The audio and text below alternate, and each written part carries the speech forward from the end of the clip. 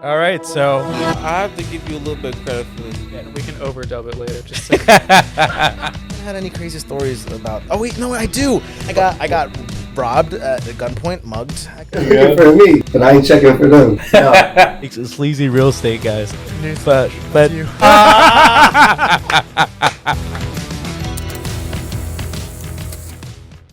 all right, so we're another episode here of the EP podcast. I have one of my very good friends here, Arthur Hannig. I've known him for now 6-7 years. Arthur's not really out in social medias or anything like that, so I thought this would be a great opportunity for the world to meet Arthur. So, Arthur, thank you for joining me on this episode. How are you doing? I'm good. How are you? Good. Thank you for being here. I really appreciate it. I just wanted you to be here so people get to know you a little bit. We always have many great conversations. We typically hang out on a weekly basis, and we typically just, play pool, have a couple drinks, and then we're up till 5 a.m. talking about the political state of the world, like in government and finances, and the most randomest thing. And then somehow people like to come over and also talk about that too. But hey, here we are. So let's start off with how we know each other. How do we know each other, Arthur? Well, we met at the Wilmington Country Club while we were both working there. Yeah. So Arthur, how long did you work at the Wilmington Country Club? I started there in 2010, so I was there for 12 years. And how old were you then? I was still in college. Can you explain it? Could you please? All right. So like I said, Arthur's a very private man. So I mean, that's one of the things he's private about. But no, he's a very good. So I like to poke fun with him. We're here having fun. Like we always do. Yeah. And then I worked there. I want to say 5-6 years. 5-6 years. When did you start? I don't know when I started. This is the U.S. on my first day. That's when I started on my first day. You were a junior in high school? Yeah, I was a junior in high school. Oh, yeah, and just so you guys are aware, I have my very good buddy from Del Tech here, Sam, in the background. I haven't seen him in years. We used to hang out at Del Tech all the time. Very good dude. My good friend, Jack, he's always here. And then we have Jesse, too. Always good friends in the circle. We always have a good group of people. We always have a good time and good fun. So yeah, we were at the country club, and we met there. And I would work the main part of service, food service, and then you would do fine dining, right? So how different was that from one another? Well, it's a 9-day difference. Casual dining, it's just more of like family style, just casual, and fine dining, it's jacket and tie required.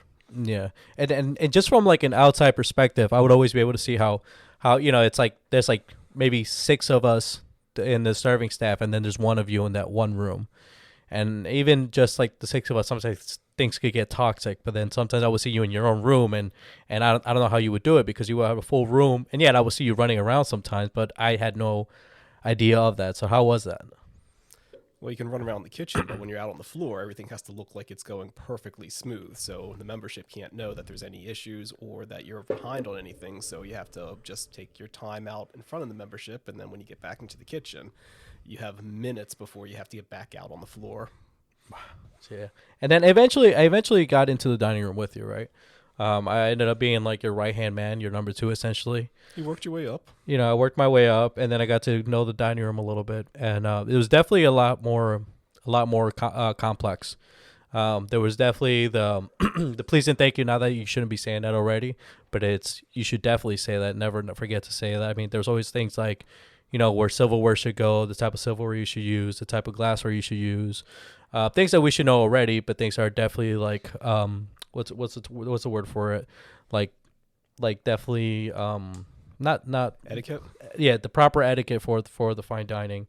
But I would say that I definitely enjoyed fine dining a lot more than I did regular dining. I like that we knew what we were gonna get. I mean, yeah, there's always like the random moments, but we always knew what we were gonna get, and I felt like in a way it was more relaxed.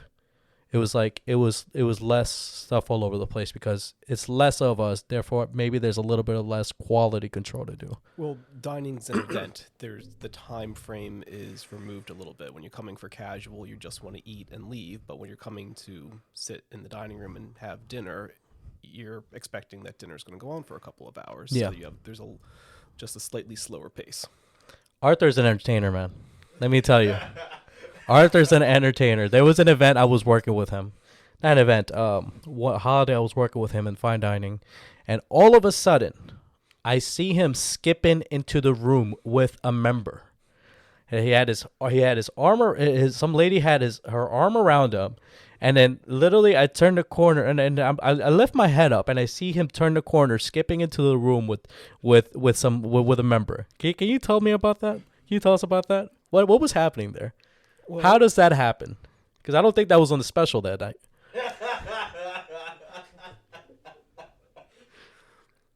Well, when it's time to leave the living room and enter the dining room, we invite them in when it's time for dinner. And I went out to the group and invited them in. And she asked, "Is it time to skip in?" And I said, "Absolutely." And then all of a sudden, the pianist starts playing "Skip to My Lou, My Darling." So she stands up and starts skipping and grabs my arm. And I'm like, "Okay, I'll skip in with you." So we skipped in together. And then ever since, when it was time to go into dinner with her, we would skip into the dining room. Oh my god! And sometimes we'll take a lap around the living room first and then skip into the dining room. I tell you, man, Arthur puts on a show. And here's the thing: as he takes it, when you joke with him, he takes it literal. So you got to be careful with what you joke with him. Okay, do you have a question? Okay. And Jesse's in the back, like raising his hand. My favorite one is the TikTok one. Oh, hold on. But before that one, there was one time where I would teach, because here's how it worked. The operations worked in the dining room. He would be front. I would be his support system, the back, and I would always want to support my number one, because the better he was able to do his job, the better it would be in return of the bill, and we would see that outcome in the bill. So more money for us. The higher the bill, the more money in our pockets. So there was one time, and he was really good at it. He was the best. And I would tease him on purpose about his ability to sell. And I told him, "I bet you won't sell this member like a dead set of batteries." You want to walk us through that memory a little bit? Don't know why you went down that path. All of a sudden, there's money involved in this. Uh-huh. And I'm warning you. Money I did not have. You don't want to do this. You don't want to do this. And he's like, "No, I do. You're not going to be able to do it." I'm like, "No, I can sell them batteries. Don't worry about it. I can sell the first couple that walks in the room batteries." And you're like, "Well, bet you won't do it. Bet you won't do it." That sounds like me. And I warned you. Uh-huh. I warned you right off the bat that you weren't going to do well in this. And please let it be known that these wasn't regular functioning batteries. These were dead batteries. Batteries you could do absolutely nothing with but just throw to the trash. And the stipulation was that I had to let them know that the batteries were dead. You have to disclose it I to had them. disclosed about the condition of the batteries, and I had to sell it to them for, what was the price, like $20 or something like that? No, it was $20. There was a minimum dollar amount I had to sell them for as well. So we set a dollar amount, and I had to fully disclose the condition of the batteries, and I could not tell anybody that we were involved in a bet. I just had to do this blindly, and they couldn't know any of the background information about anything. So I told you that this wasn't going to be a challenge for me, and I would win. And you're like, "Well, shake on it." I'm like, "You sure you want to go down this road?" And you're like, "Yeah, because you're not going to be able to do it." Oh my god. 15 minutes later, after the first couple comes in, and I come back with a chip book that has their signature on the bottom of it for a pair of AA batteries with the full warranty on the chip that says these may or may not work. That did happen. And for those that don't know, a chit is essentially just the check of the bill of the evening. So yeah, in that bill there was a line item for dead batteries, and that he did sell them to me. Never again did I question his ability to sell. Well, I did. I definitely did it again. But sometimes I would do it on purpose, just so we could have more money walking out of the building. Like there was that one time where I told you to sell someone a $700 bottle of wine as they're leaving. Yep. As they're leaving. Yep. And that happened too. And you were so it's like I'm just not. It's I can't say I regret it because we benefit out of it at the end of it. So Arthur was the original upgrade that shit. Yeah. He's talking about Wheelhouse at Lewis. The upgrade that shit. You know what I'm talking about? The waiter we had. Yeah. Who was, And then Doug went on his high horse. Yeah. So okay, and another thing with fine dining, and we were talking about this on Jack's episode. We briefly touched on your favorite show, one of your favorite shows. Downton Abbey. Is that what it is? I enjoyed that. Yep. Do you want to tell us about that show a little bit? How kind of that related to the country club? It's Downton. After some time, I read. So you said it right. It's written downtown, but it's pronounced Downton, right?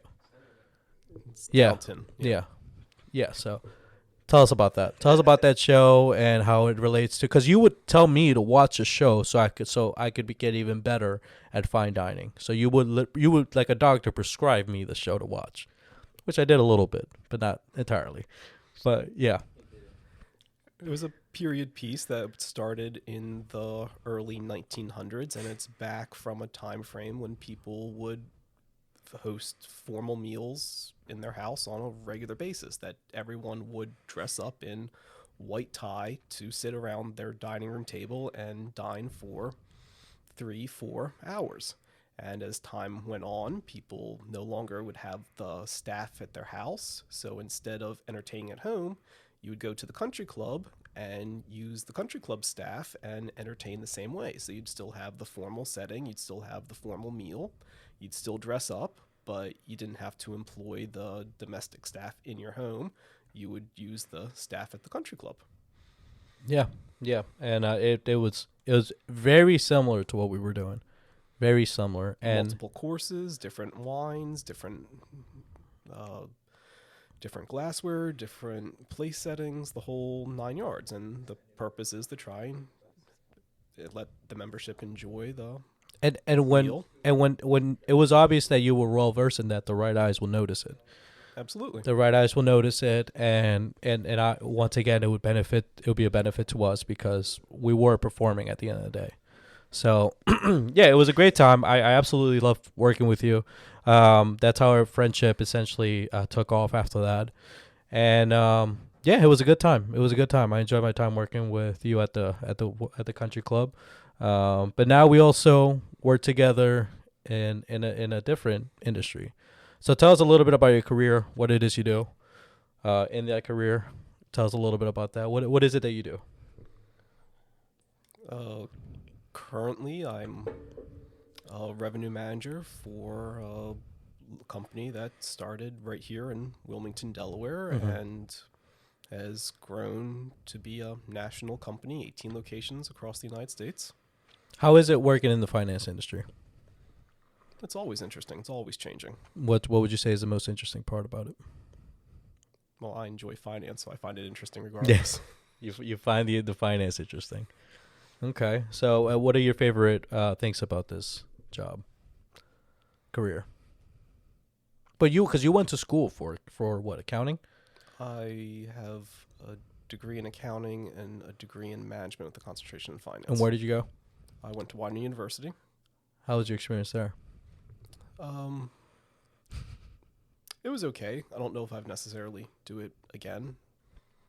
Going to Salesianum for high school and then going to a college that was so diverse, I kind of felt that my freshman and sophomore years were a repeat of what I've already accomplished in high school. So yeah, it's a little frustrating that I'm sitting here relearning things that we already have accomplished. And by the way, we're paying quite a bit of money to do this. Yeah. So with that degree, you did because right now you work for a financial firm. That wasn't always the case, right? Before that, you worked at a law firm, and now you work at a financial firm. So how different is it from one to the other? Well, I was in charge of the finances of the law firm, so it's similar aspect. Just in the law firm, it's a small law firm, so you oversee literally every aspect of running a business, but this is a much larger firm where we have 1,400 employees. So instead of being involved in every aspect, it's just kind of segmented, and that's kind of nice that it's limited. You don't have to know a little bit about everything. You just can focus on really honing the fine details of specific aspects. Interesting. Okay. Yeah. So we've both been working at this firm for how long now? You worked on it how long? I've been there for... You hit it over a year now, right? You're year and a few months in now. Yeah, I'm 15 months in. 15 months in. I've been there for a little over 2 years now. We got to share a trip to Vegas together. We did. That was fun. That was fun. I've never been to Vegas. You've been to Vegas before. Tell us about that a little bit. Well, I went to Vegas for a business trip, so Okay. This is already going downhill. Okay. All right. Okay, go. Please carry on. No, Vegas, it's intense when you're out there. From what aspect?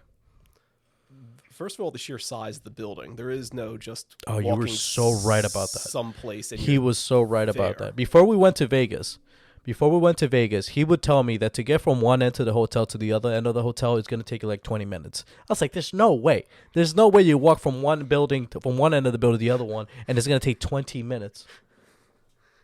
We're all good? Okay. Yeah, I mean, at the end of the day, if it ends up disconnected, it's not the end of the world. But I will ask, though, can you connect the charger to the phone just so it doesn't die on me? And then turn on the battery too. Yeah, just a little quick brief, and then you could just put the charger on the phone. I mean the charger on the floor. Yeah. Huh? No, you just press it, and that's it. And it should be charging. It should be good. Do you see a light on the battery? It should be on the side somewhere. There you go. Perfect. So yeah.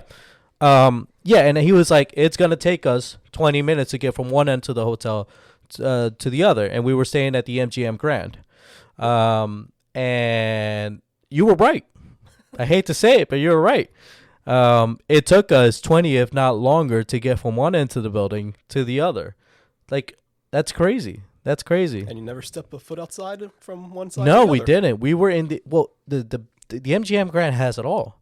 It has the nightclub, it has the bars, it has the casino aspect to it, it has restaurants, it has the event aspect of it. It's an all-in-one deal. Correct. It's crazy. It's crazy. Like, you really do not have to see the light of day when you stay at one of those hotels because they have everything in there. It's insane. Well, they design it that way. They want to keep you in and spending money. Okay, so it was my first time in Vegas, so I made typical rookie mistakes. We arrived there at our company's event, and I see something. I see an electrolyte powder thing. I'm like, what is this? It's called Liquid IV. I'm like, why do we need electrolyte packets at a business event? And I'm like, okay, that makes sense. Sure, I'll take a few because it was for the employees. It was like a welcome thing. And the next morning, I learned why. So we have the 3-hour time difference. Is it 3 hours? It was a 3-hour time difference. 3-hour time difference, and it's not like we're there business like from the moment you wake up to the moment you go to sleep. It's it's you do business and then you have fun, right? But it's hard because we come from what the West Coast, East Coast. Sorry, left, rights, up and downs, East Coast, and it's it's 3 hours ahead. We were 3 hours ahead. Yeah, 3 hours ahead. And, you go out and it's like 12 o'clock, 1 o'clock in the morning in let's say, Delaware. But then you all go out at 12 o'clock, 1 o'clock in Vegas, and you look at your time, and it's really only 9 o'clock, right? Because your body is still in East Coast time, but your phone is on updated West Coast time. So you see like if you have like a regular watch, obviously unless you adjust it, it's not going to show the difference. But if you use your phone, you're going to see that it's like 9 o'clock. So you see 9 o'clock, your body's telling you time to go to bed. But you see 9 o'clock, you're like, no, I could go a little longer. And that's just like the beginning to the end of that, like beginning of the end of that, the alpha and the omega essentially, right? Which is why I stayed on East Coast time, as you certainly found out that most people at the firm stayed on East Coast time. I don't For know a about most reason. people. Well, you're probably right because they do those kind of things. They're built like that. But it was a good time. I mean, we had good fun. You had some. You the last night you let loose a little bit. We ended up at what the win.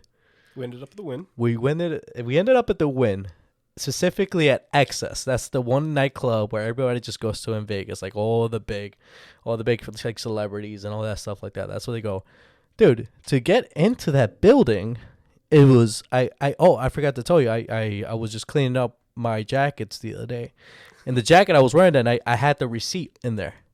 It was $150 just to get in. Yep. Just to get in. You know, and when you read that receipt, you hope, all right, well, does this come with like a drink voucher, like with a meal, like a fry or two? Like nothing. Nope, Literally cover just charge. to get in. I was like, holy crap. And then I would say, you know, we were already going at it that night, but it's a crazy place. People are partying and they're partying hard.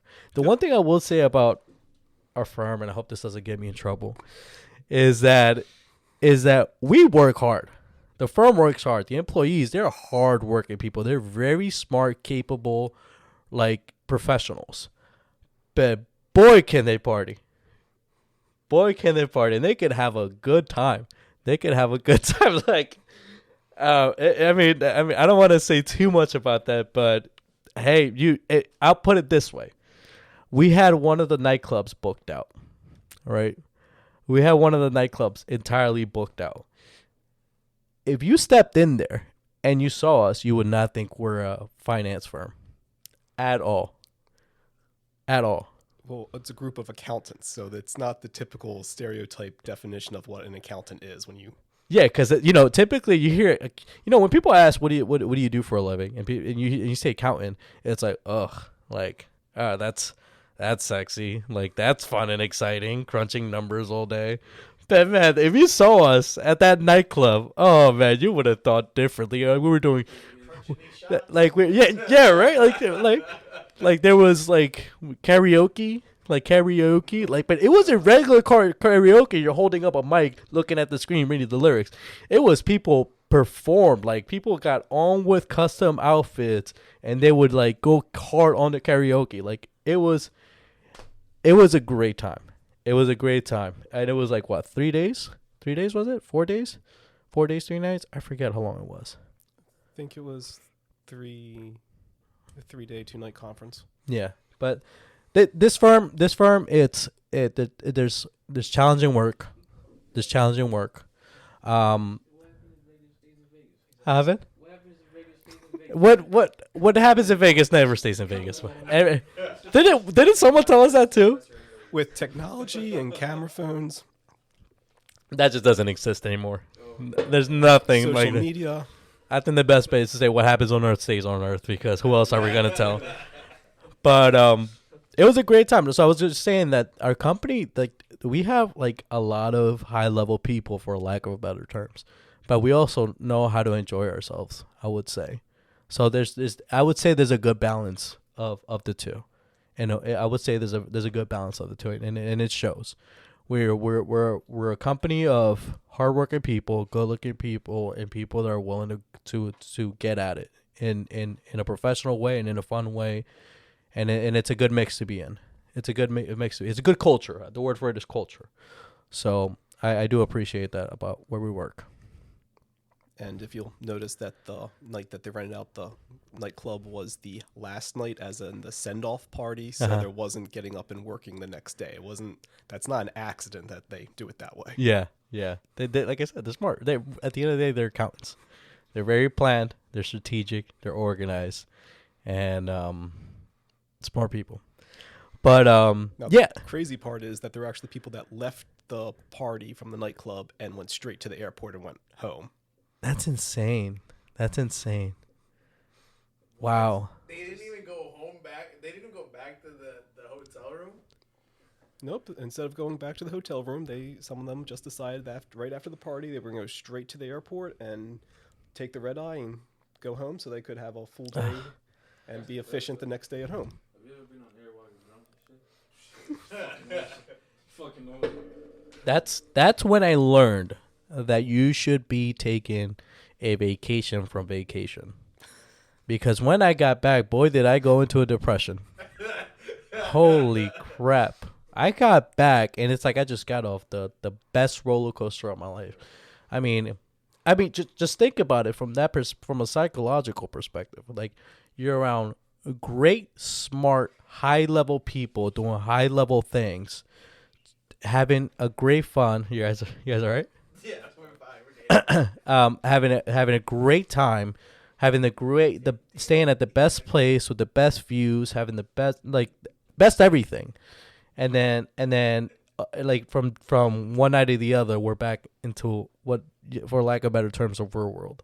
So it puts you in some state, and if you've never been to Vegas before, you know, it can put a toll on you. So it was tricky. There's a technical term for that, right? Like when you go through depression after you go through a period of like.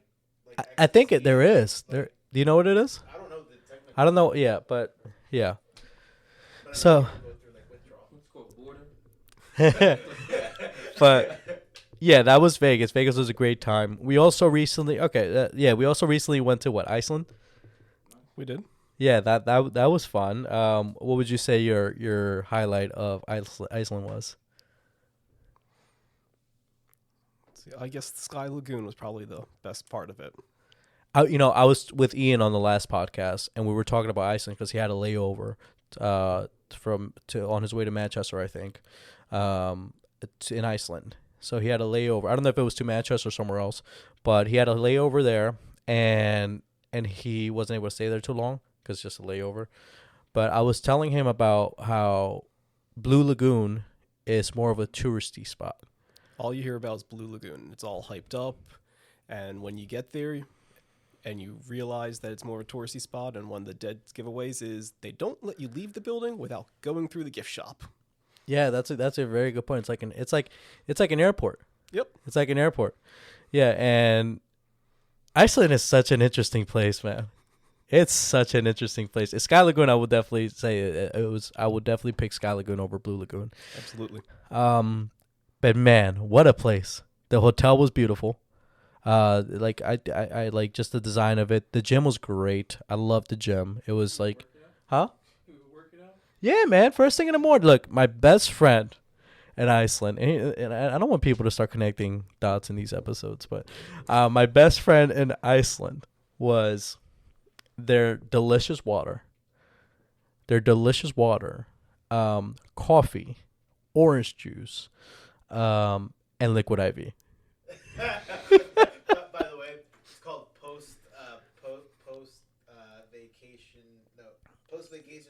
Post vacation syndrome. Yeah, so that is a thing. That's something I learned right after Vegas, and that would help me get through. And the first thing I would do when I wake up is I would go to the gym, the hotel gym, because it was 24/7, and it was a very good gym. They had a steam room, they had a nice bath, they had a hot tub, they had everything. It was a good time. But yeah, what an interesting place. We did a lot there. We also experienced the night scene a little bit. What are your thoughts on the night scene in Iceland? It's definitely happening, and it's definitely going out late. And the hard part with Iceland is the sun doesn't really set. There isn't really, depending upon the time of the year you go, it doesn't get dark. It just gets dusk.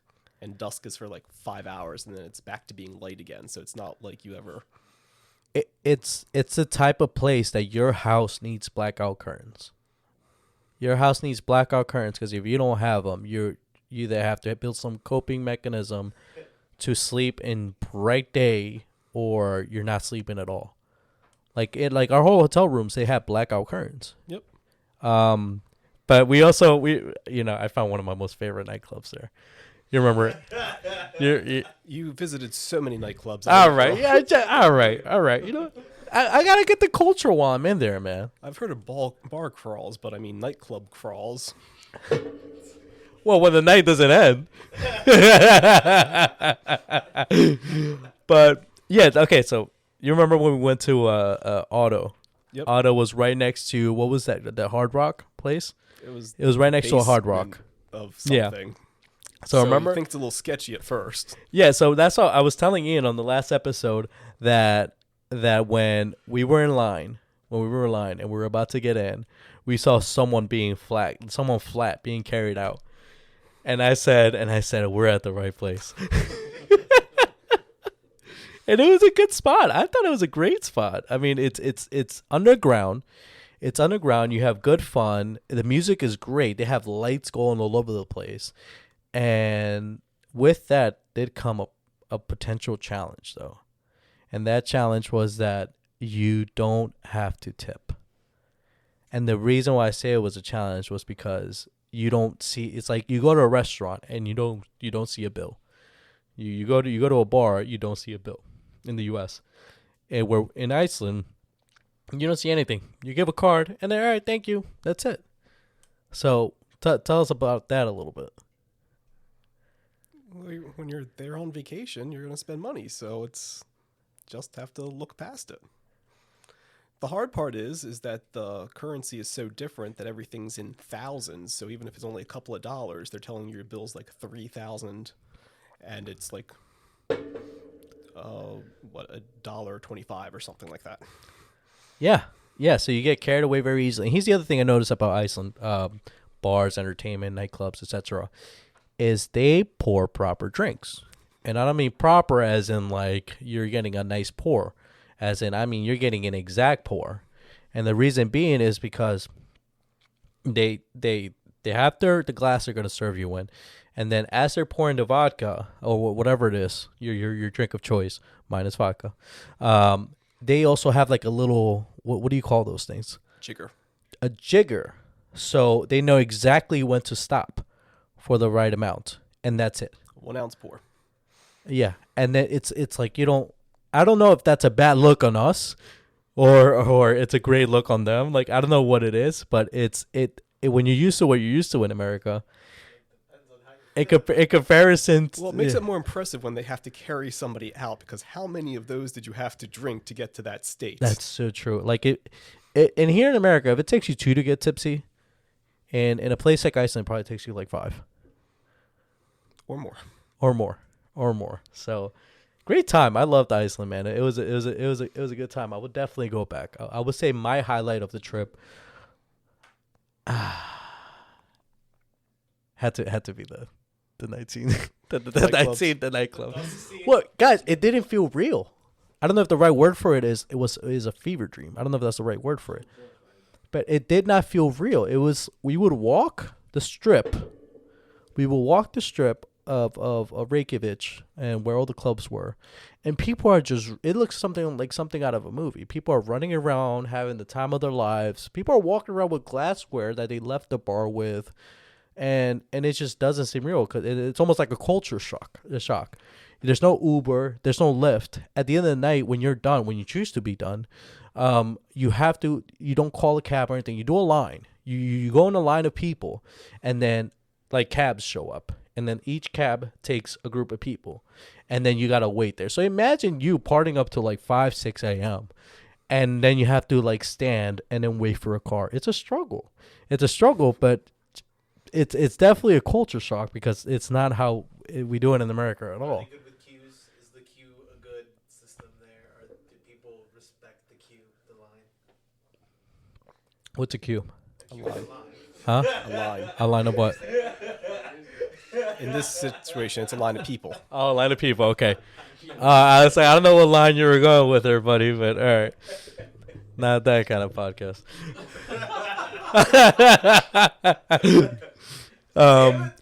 But I'm in the wrong place.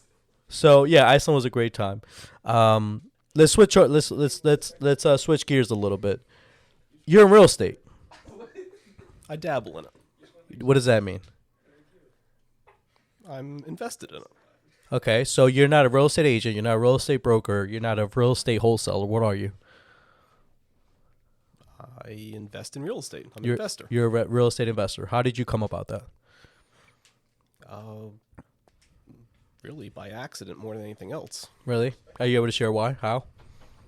Yeah, I was in a position that I bought my first house. I had every intention of moving into it. The house needed a bit of work, so that was a challenge. I knew I bought it at a good price. It was definitely undervalued, and the estimates of just before even putting an offer in, we're talking about putting in, $40,000-$50,000 worth of work. So I had a lot of trouble finding a contractor because I'd find people that say, "Oh yeah, I do contracting work. Let me come out and give you a quote." I'd tell them everything that we needed to do. They'd see it and they're like, "This is a lot of work." I'm like, I'm aware of that. I know that. And then I never hear from them again. They looked at me and decided I was too young and I couldn't afford the bill, and I couldn't get a contractor to save my life to be able to do the work. I'm like, I have the money. I have the cash set aside for this. I planned this purchase out. So finally I got somebody who is friends with my dad. I think he was a year behind him at Sally's. His son was, I think, entering Sally's as I was graduating, and he was honest with me and said, "This is going to be quite a bit of money." And I said, I'm aware, and I have. And he's like, "Oh, okay, so let me work up a quote." And he was the first one to give me a quote.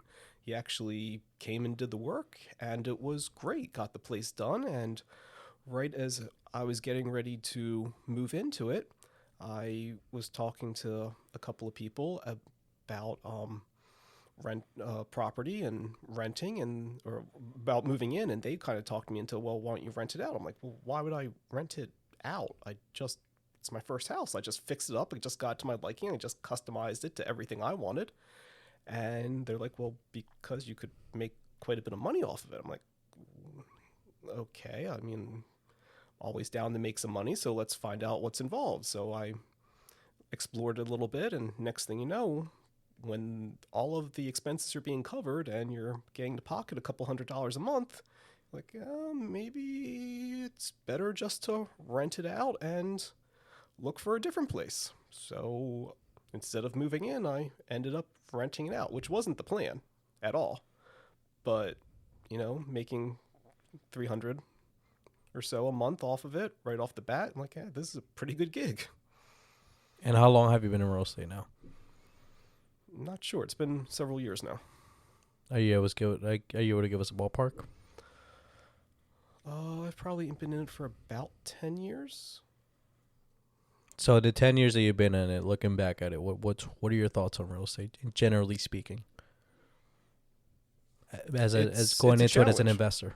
It's definitely a challenge, and definitely made mistakes. Definitely learned from the mistakes. Some of the mistakes more costly than others. But as long as you have a pile of cash on the side, you can be okay. You can be able to bail yourself out of your mistakes. Aside from having cash, what would you say? Can you give us 3 points that would be to benefit as a real estate investor to make it in it? As in actually owning the property yourselves, or going in with a group of people? Just go with yourself. Okay. First, 1,000%, you need to have a property manager. There's no way of doing this and being successful without a property manager. I know everyone's going to say, "Why are you going to pay somebody a 9-10% cut of each month's rent for something you could collect yourselves?" Get a property manager. It's the best 9 or 10% you'll ever spend. Yeah, you can try and cut them out of the deal. You can do it yourself. But at the end of the day, if this isn't your primary job, a month's going to fall behind. It'll turn to 2 months. You'll go and talk to them. They'll catch up a month. They'll still be behind. You need a property manager to stay on top of it, because they will be on top of it. On day 5, when the rent's not there, the 5-day letter goes out. I wasn't sending 5-day letters out when I was doing it myself. I was, talking to them and waiting, and it would get dragged out. You need a property manager. That's the number one thing. Next thing would be, I've always found that you make more money by buying and holding versus buying and selling. A lot of people tell you to go ahead and flip. Every time I run the numbers, the numbers are always better if you hold than if you flip. So plan on holding. And I guess the third thing is invest in the property. Don't just buy it and let it be. You need to upgrade things. You may make sure you do things correctly for low maintenance. Low maintenance sometimes means it's more money up front, but the goal is to get the flip down to a shorter period of time in between tenants. And the way to do that is to put money into it to make sure that it's going to be as maintenance free as possible, specifically when a tenant leaves and a new tenant comes in. If you can get it down to that you can have a team of people there over a weekend and have that place in show condition by Monday, tenant leaves on Friday, show condition on Monday, I don't know how you can get a flip tighter than that. Dang. And I'm saying, dang. So, okay, contrast to that, you would give us 3 don'ts as a real estate investors. Don't do it yourself. Okay. I mean, essentially, don't cheap out. When the carpets are shot, it's time to upgrade to a floor that's going to be durable. Don't keep throwing carpet in there because you're going to be changing carpet in between every tenant. If you're lucky, you can get it to last for 2 tenants, but there's no reason to do carpeted floors. It's just, you're just asking for problems. You need something that's going to be more durable. The luxury vinyl planks, the best thing I found, and I've used them, and so far, since I started using them probably about 6 or 7 years ago, I've only had 1 plank damaged, and all we had to do was pry it up, scrape the glue off the ground, put new glue down, and put a new plank down, and no one was the wiser that it got damaged. So I only had to change 1 piece of flooring out since I've started using the vinyl planks. Wow, just 1. Just 1. And how long ago has it been, though? I think I've been using it for 7 years. 7 years if you only had to replace 1. 1 plank. Wow. So make sure you have extra planks. Don't cut it too close, and I mean, the boxes aren't that expensive, so if you have to spend another $50 or $100 just to buy an extra box of planks to store, it's worth it because that's going to save you $1,000 in floor. And you have the same cut pattern. Exactly. You have the exact same pattern and dye pattern as what's there, so no one's going to know that it got swapped out on you. So, don't do it alone. Don't cheap out. What's a third one you'd give us?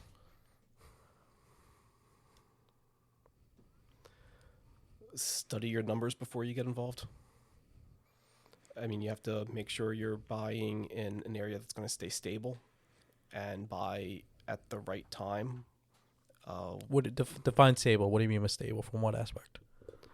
You want to be in a neighborhood that's going to eventually appreciate in value. You don't want to be someplace that's going to stay stagnant or has the possibility of, the area getting worse and people starting to move out, and you going to be stuck with a piece of property that you paid $200 for, and now 10 years later it's now worth $100,000. That's not what are some signs to look into for a neighborhood that could increase in value?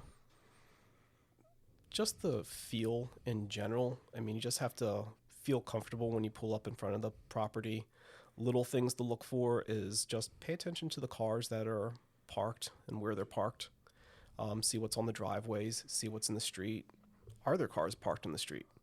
Do you see any cars at all? Not seeing any cars at all is a red flag right there, because how are people getting around? Are they not in an area where they can afford to have a car and they're using public transportation? Or is it a place where everybody has a 2-car garage and everyone's cars are parked in the garage? There's definitely you can definitely get a feel about just the vehicles that are around. When I got my house, that was one of the things I looked at, like the type of school that was like around my neighborhood and what are the schools. Oh, school districts are definitely a big thing that we want to take into consideration. You always want to stay in a good school district, and just the general feel of how the exteriors of the homes are kept. Do you see trash all over the yards? Do people have flower gardens? Are they well maintained? Is there a house that looks great and then the next 3 houses look like they're vacant and there's actually people living there? That's not usually a good sign. So, don't do it alone. Don't cheap out, and do your due diligence. Absolutely. Okay. So, are you going to continue doing real estate investing? I enjoy it, so I don't see why not. Okay, that's awesome.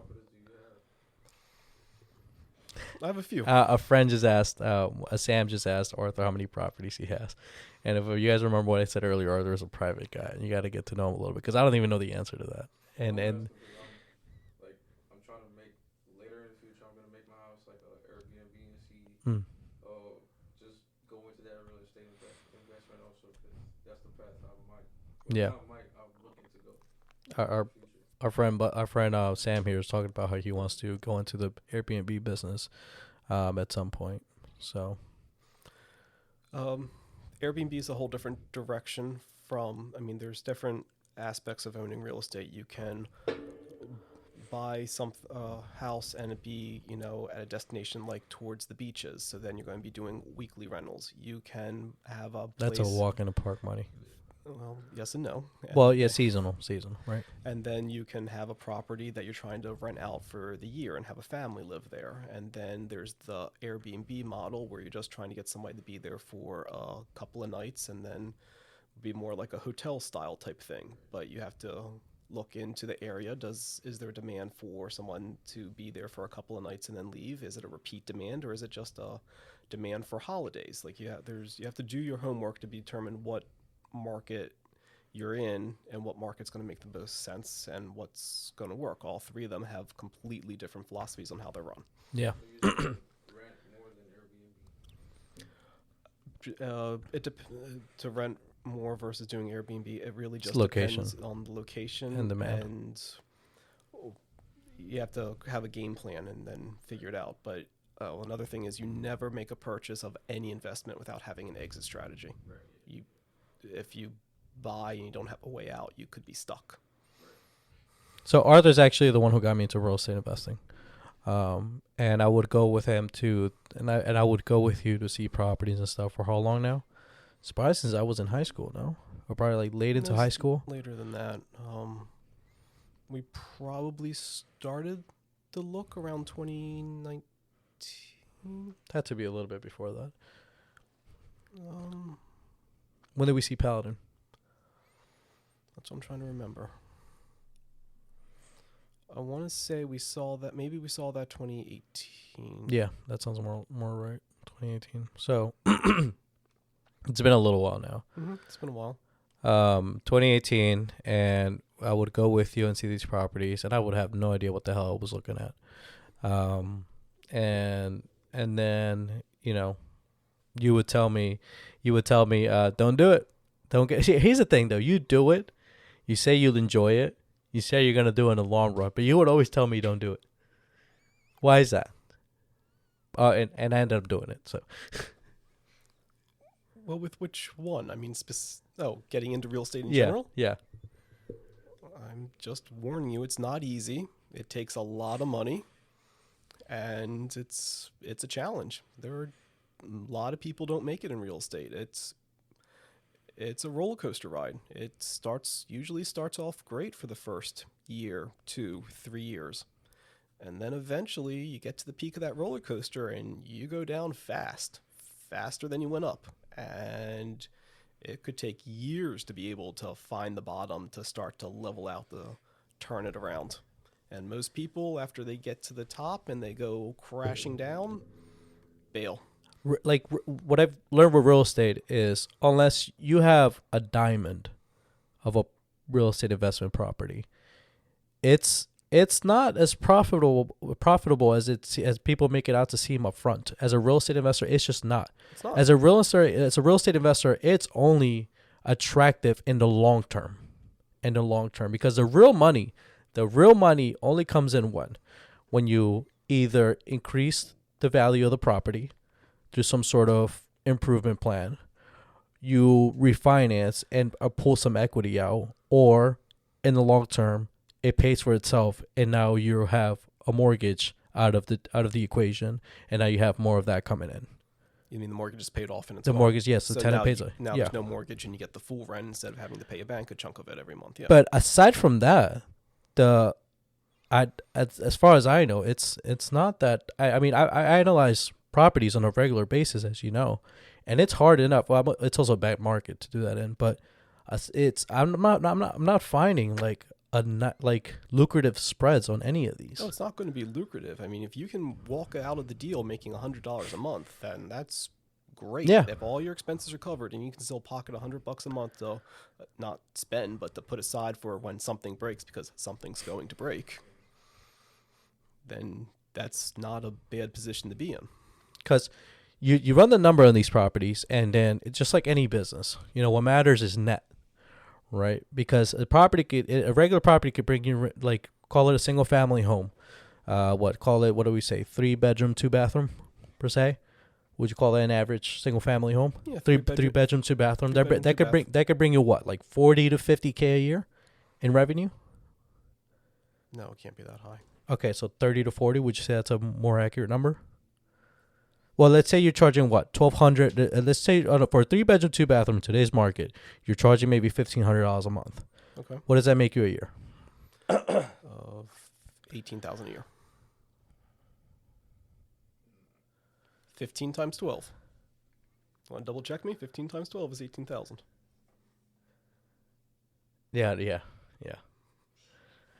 So okay, accountant over here. So okay. What did you say again? You said what? 18. You said $1,500 a month, 12 months a year is $18,000. $18,000, and then you got to pay a mortgage on that. Yep. You got to pay a mortgage on, as a real estate investor. You have to pay mortgage. You have to pay a property manager. You have to pay any exterior maintenance that needs to be done. You have to pay taxes. You have to pay literally some insurance. Well, yeah, insurance, taxes, mortgage, maintenance, property manager if you have one, and by the end of it, as you said, possibly some utilities, and by the end of it, you're looking at, as you said, you'd be happy to like walk away with like 100. 100's a great time if you can walk away with that. So imagine you're in today's market in Delaware, a 3-bedroom, 2-bathroom in a decent location, and not even like a luxurious location, just an average place. What are you paying for that? Like 400 to 400? Like 300 to 400? 2 to 300. 2 to 300? Depending upon where you go. And then if you're like, and what, if you're an investor, you have to pay like what, 30%? It depends on how it's structured. Just like average investor, you're not getting creative in any way about it. You can probably, there's a possibility you can get away with 20%. That's really hard. Typically it's 25%, definitely 30. Every bank will help you at 30%. There's a handful that'll help you at 25. You might be able to find somebody that'll work with you at 20. So what I'm getting at, you're paying for a property that's $300,000, $300,000. You're paying tens of thousands of dollars just to get the keys to the door, just to walk away with $100 a month. Yep. So it's not lucrative. It's an operation.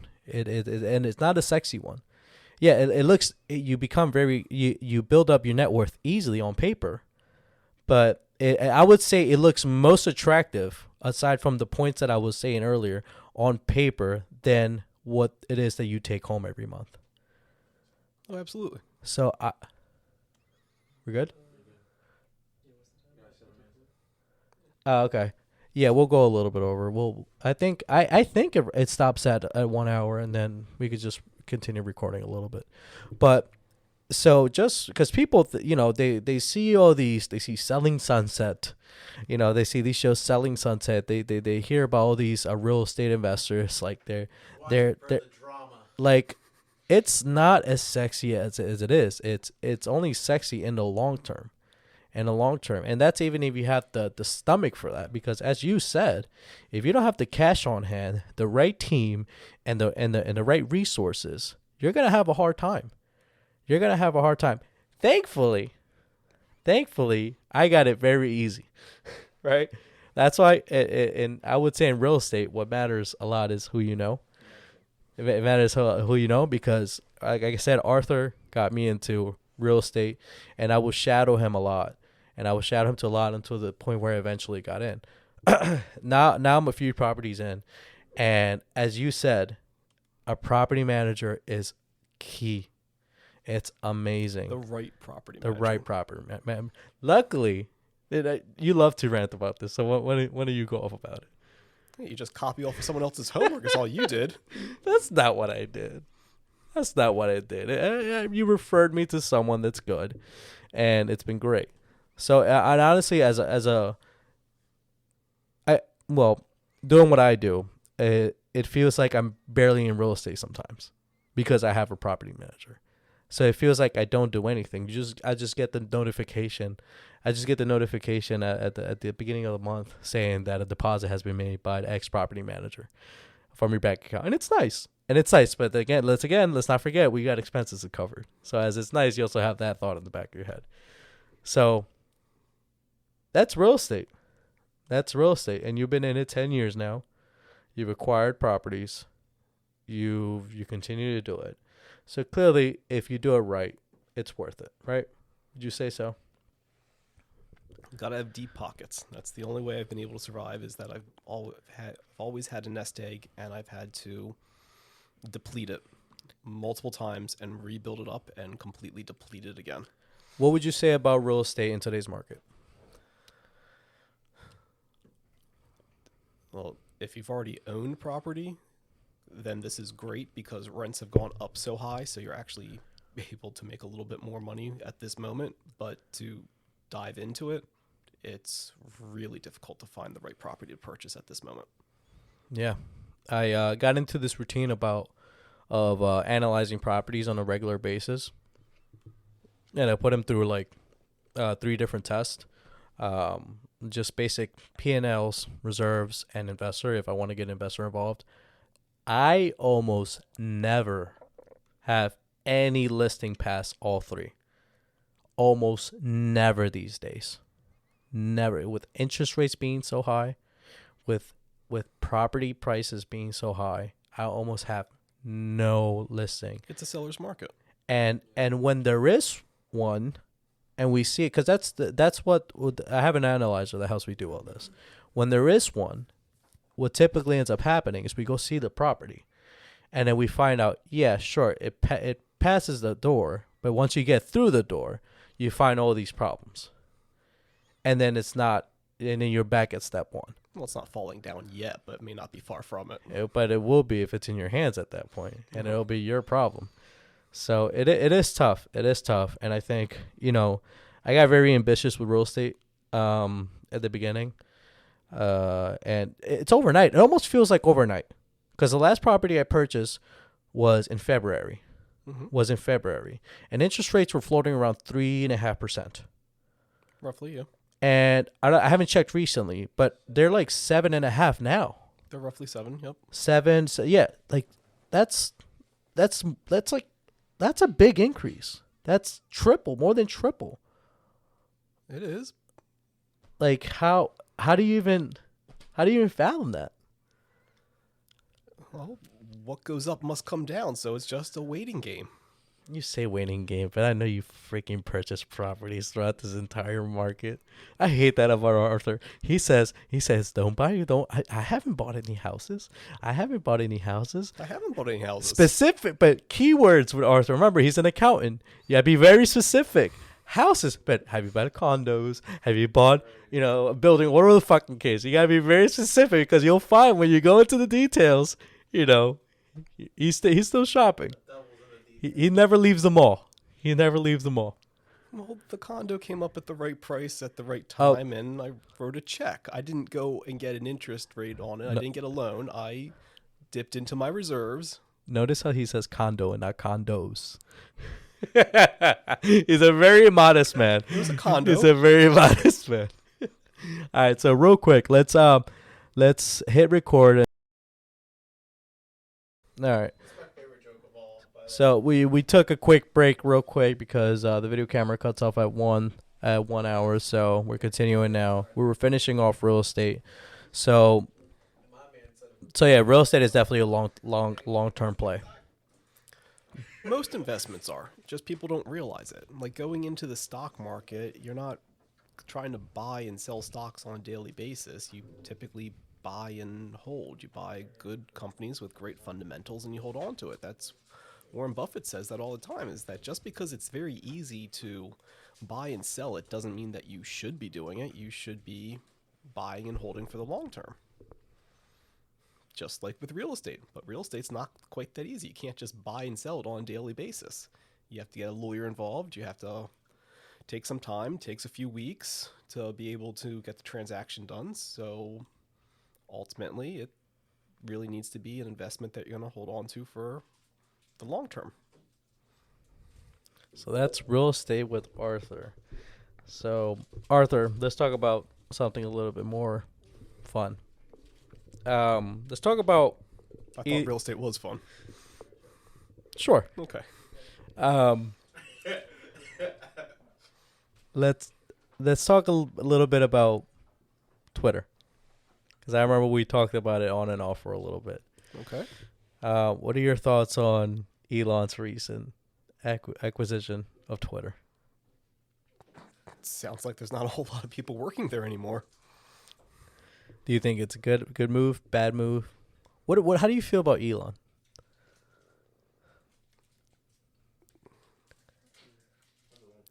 You have to be able to trust the people that you do business with, and I don't trust him. Just he's too volatile. Well, I think I read somewhere that he's thinking about stepping down as CEO from Tesla. Okay. So, do you think that's a better direction in Elon's interest Well, seeing that he's or in Tesla's interest? what percentage of his net worth has he just lost in the past couple of weeks? A third, 40%, 50%? I'm not exactly sure. Like things aren't going very well for him at the moment, so something needs to change. Do you think he's spreading himself too thin? I'm not well versed on everything that he does, so I can't answer that. Because I remember you weren't a big fan about the rumors of Twitter being potentially acquired by Elon. I didn't see. You that would actually shut it happening. down every time I would talk to you about it. I didn't see it happening. Because I remember I told you, like, I was a little set on it. And you were like, no, it's not going to happen. That's if it goes through. It shouldn't have happened. The market didn't expect it to happen. He had a legit reason to back out. He could have held firm. I understand that they were suing him about trying to back out, but if he wanted to back out, he 100% could. It's a legit argument. And then he walks into And Twitter then the night HQ. before, he decides to go ahead and pull the trigger on it. When if he wanted to, he would have won the lawsuit and been able to back out. There was no reason why he wouldn't have been able to win that. And you had also told me that when I told you about him acquiring it and sweeping the executive floor, you made a comment to me about the board of directors. Remember that? When you were saying that the board of directors are essentially going to boot him if he keeps acting like this. Just for the next day, the headline come out and saying that he got rid of the whole board. Well, he made sure that he didn't get booted by the board of directors. So, overall, what are your overall sentiments of Elon?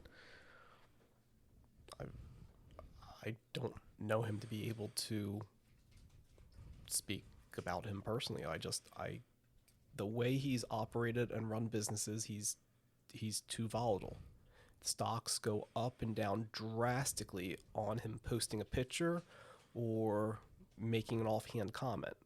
That's not somebody that you want running a company that's publicly traded, because millions of dollars can disappear in seconds if the CEO is not conducting themselves in an appropriate manner. And I think the most recent thing I saw was that he just recently, I think today I saw it, that he booted Kanye from Twitter. Wait, didn't he bring him back? He brought him back, and then he booted him I again. believe he brought everybody back, and now He brought everybody gets back Trump. He clean brought back. slate and gets to start over. And He brought up. he's gonna start He booting brought people back again. the infamous Top G. But yeah, that's Twitter for you, I guess. Right? Do you think Twitter long term? Are you bullish or bearish on Twitter?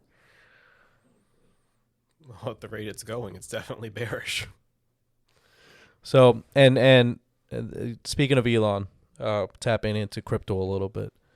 Have you been hearing the news about everything that's been happening with that one brokerage FTX and how it went downhill and how it's affecting all the other companies and just crypto in general? I've heard some. I'm not well versed in I do know that FTX, from what it sounds like, has just broke all the basic rules of Running a business. basic investments when you have somebody when you're holding somebody else's money. Unfortunately, one company going down can bring others down. So now there's being a microscope put over all crypto, and others are falling as a result. I still don't understand the concept. And the number one rule of investing is you don't invest in something you don't understand. So I've never gotten into crypto, but that's purely because I don't invest in what I don't know. Wasn't there a time where you wanted to get into Ethereum? From what I've heard, that is set up differently than the others. And if I were to get into crypto, that would be the only one that I would consider. But again, I still don't understand it. And if you don't understand it, you don't invest in it. Do you remember I told you about this company by the name of BlockFi that I put my crypto in to earn interest on my crypto? I vaguely remember you mentioning something. Yeah.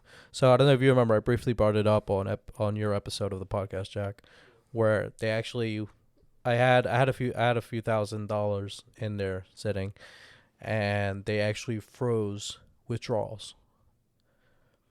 They froze withdrawals, and then literally this Monday that just passed, they announced Chapter 11 bankruptcy. Okay. So you're out a few $1,000s. yeah. So, and this is a company I vouched for in 2020. So it had to do with FTX. Okay. So FTX failure radiated to other companies. So the crypto Starting to sound like the .com bust. that's what I was thinking. Why do you say that? What, for those that don't know? Anything that was in that .com boom, it was just everyone's like, you have to get into it, you have to get into it, and people just pouring money into it, not understanding what it is, what it's doing, if it's even profitable. Because the success of a couple doesn't mean it's going to guarantee success for everything. And some were successful. The majority weren't. And as a result, the bubble burst and stock market crashed. So what do you think the play today in today's market is? As an investor, what do you think the play to do is? Right now at this moment, Mm. cash is king. Speaking of, because people would tip opposite to cash is king, they will say cash is trash. And is it now that bonds are now pulling in a more lucrative interest rate? I think that's what I recently heard. So now people are more susceptible to placing their money in there to kind of hedge against inflation. The last round of bonds was bringing in a high yield, and then this current round, it's already dropped down 3%. So it was pulling in like 9% return, and now it's down to a 6% return for the current bond issue. In what time frame? Well, it was overnight, whatever the cutoff period was for around October and November-ish, and now all of a sudden it's the new lock-in rate is 3% lower. So with inflation and pretty much everything being extremely volatile, because even the stock market right now is a challenge in itself. Yep. Where do you place your cash? High yield savings accounts. But like Over 3%. Are they there now? Yeah. What city is that right now? Because 3.2. Shut the hell up, really? Yes. I've got notifications about them going up, but I haven't looked into how much they went up. 3.2. Weren't there like at 1 point something at some point? Like It was. wow. It was at 0.5% for a little while when interest rates were ridiculously low. But now that they're increasing, the banks are paying more money, and the high yield savings account you can get a 3+% return on. Wow. All right, people. So cash in, cash on your cash. Keep it in that high yield interest savings account. Don't dabble in crypto. Don't dabble in Elon or anything that his name is attached to. And look at the bigger picture. Is that what you would summarize it to? For them, yes. But everything changes. So cash is king at this moment, but I don't know if I'll give you the same advice 6 months from now. So, asterisk, be willing to pivot. 100%. Wow. All right, so Arthur, we've crossed the hour mark. You're officially the longest podcast to date. Anything else you want to talk about? Any questions that you have for me? Anything at all? We've touched on, let's see, you, Sally's, college, the finance industry, real estate industry, a couple trips that we've made. We've been in, and we got into stock market, Elon, Twitter, crypto. Anything else you want to touch on?